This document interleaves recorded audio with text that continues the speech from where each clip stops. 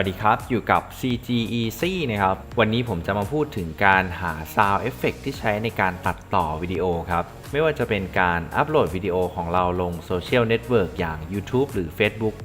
อย่างแรกที่เราควรรู้ก็คือเรื่องลิขสิทธิ์ของเพลงถ้าเราใส่เพลงที่ติดลิขสิทธิ์วิดีโอของเราก็อาจจะถูกแบนและลบออกไปได้ดีไม่ดีเนี่ยอาจจะถูกฟ้องเลยนะครับ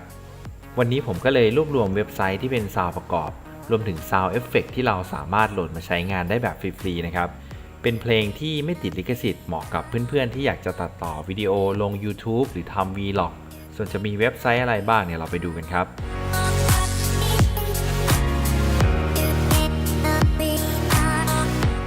เว็บไซต์แรกนะครับ bensound.com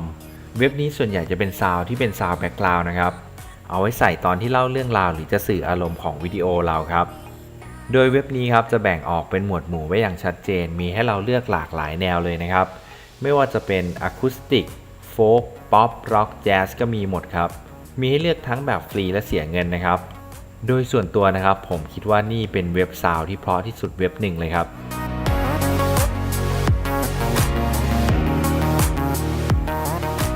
เว็บที่2นะครับ freesound.org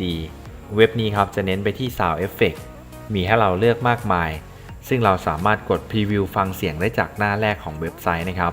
โดยมีเว็บเสียงให้เราดูด้วยครับเรียกได้ว่าเว็บ freesound.org ครับมี Sound Effect ทุกอย่างที่เราต้องการเพียงแค่เราพิมพ์ลงไปในช่องเซิร์ชว่าเราต้องการซาวด์แบบไหนครับนอกจากเราจะดาวน์โหลดซาวด์ได้แล้วนะครับเรายังอัปโหลดซาวด์เข้าไปในเว็บนี้ได้ด้วยครับ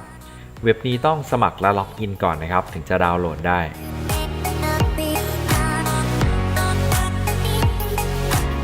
เว็บต่อมาครับ www.orangefreesound.com ครับอีกหนึ่งเว็บฟรีซาวด์ที่ดีมากๆเลยครับเว็บนี้จะมีทั้งซาวด์ประกอบและซาวด์เอฟเฟกต์นะครับ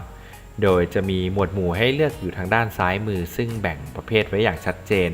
เหมาะสำหรับยูทูบเบอร์ที่ต้องการซาวด์ตลกๆไว้หยอดมุกขำๆนะครับหรือเป็นซาวด์ดนตรีแนวน่ารักสำหรับทำ Vlog ก็มีหมดครับ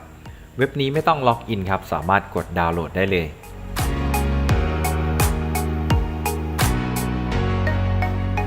ส่วนอีกที่แนะนำนะครับอันนี้ไม่ติดลิขสิทธิ์แน่นอนเพราะเป็นของ YouTube เองเลยครับเพียงเข้าไปที่ www.youtube.com/audiolibrary/music นะครับจะมีเพลงและ Sound Effect ให้เราเลือกดาวน์โหลดได้ฟรี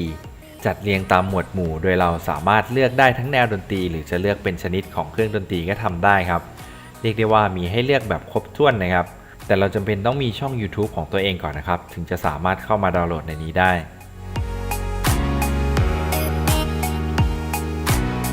ถ้าเพื่อนๆคนไหนไม่อยากเสียเวลาเข้าเว็บดาวน์โหลดทีละตัวนะครับผมมี Sound Effect 4,000 กว่าเสียงให้เพื่อนๆลองดาวน์โหลดไปใช้ดูและอีกหนึ่งอันนะครับเป็น Sound Effect ที่ยูทูบเบอร์ชอบใช้กันครับ